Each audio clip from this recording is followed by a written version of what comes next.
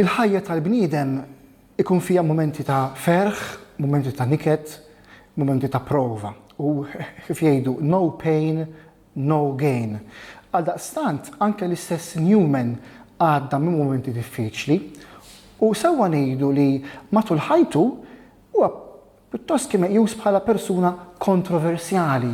Issa meta ngħidu kontroversjali mhux fis-sens kontemporanju tat-terminu, għax illum b'kelma kontroversjali nifhmu xi ħadd li donnu meta jikteb jew jitkellem irid jiġbed l-attenzjoni fuqu u joħloq diskussjoni for the sake of it biex nitħattu hekk. Newman kien kontroversjali u xi kultant, anzi ħafna drabi satiriku, mhux bl-iskop li jiġbed l-attenzjoni fuqu, imma għax kien jemmen illi fi żmien li fih kien qed jgħix meta l-Knisja Kattolika kienet meqjusa second place u l-Kattoliċi kienu meqjusin bħala ċittadini sekondarji fl-Ingilterra, kien biss permezz tal-kontroversja u xi ftit jewis anke tas-satira, tal-ironija li seta' iwassal id-difiża tiegħu, dik li ngħidu l-apoloġetika, fl-aħħar mill-aħħar Newman minn barra li kien poeta, awtur, prożatur, kien ukoll bniedem li xi ftit jewis jidħol f'dan l-aspett tal-letteratura. Pereżempju interessanti naqralkom silta dwar dik li hija imsejħa The Achille Question. Fil-kors tat-taħdidiet tiegħu, Newman għamel attakk serju fuq l-eks Assis Italjan Giacomo Achille li kien qed idur mal-pajjiż, ġifieri l-Ingilterra, bl-appoġġ tal-Alleanza Protestanta u jilaba li hu vittma tal-Inkwiżizzjoni, jivvinta stejjer ta' tortura u vizzji klerikali. Wiseman, li allura kien il-Kardinal Arċisqof fl-Ingilterra, kien espona l-isfond ta' Achille fid-Dublin Review. Dan kien qal li kien ittieħed Ruma quddiem il-qorti minħabba seduzzjoni ta' nisa verġni tkeċċa mill-Ordni Dominikan u kien sentenzjat għal detenzjoni f'monasteru li imbagħad minnu ħarab.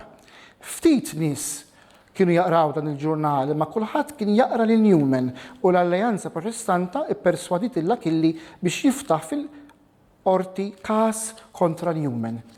Newman kien qagħad fuq il-kitbiet ta' Wiseman bħala appoġġ, ma l-Kardinal ma kienx infurmah tajjeb, u għalhekk kellu jisset evidenza diretta minn barra, inkluż minn xi nisa Taljani, klijenti ta' Maria Gibbern, ħabiba tal-familja ta' Newman li kienet ikkonvertit bħalu. Imma meta beda l-ġuri, Achille ċaħat l-akkużi kollha.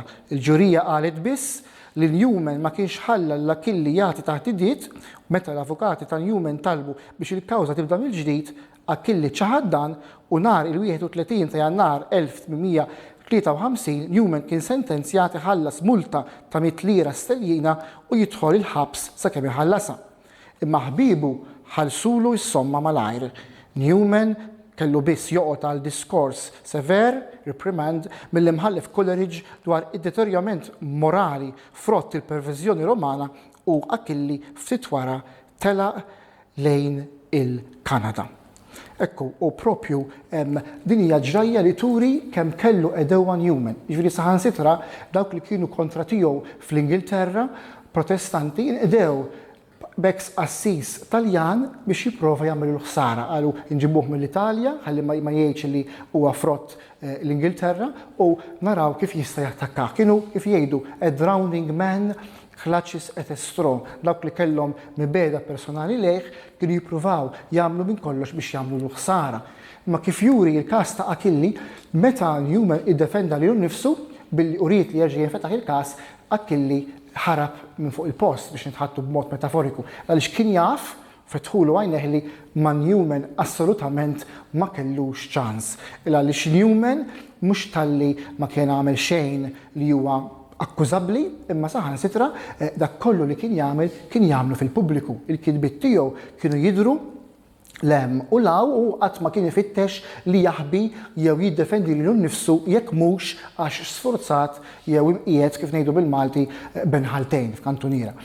Il-każ Achille huwa wieħed minn diversi każijiet oħrajn, ma nistax ma nsemmix il-Charles Kingsley, awtur protestant ta' żmien Newman, illi iktar tard fil-ħajja ta' Newman ħada qatta bla ħabel kontrih u prova iwaqqgħu ċajt billi anke jiżżufjetta bih b'mod personali.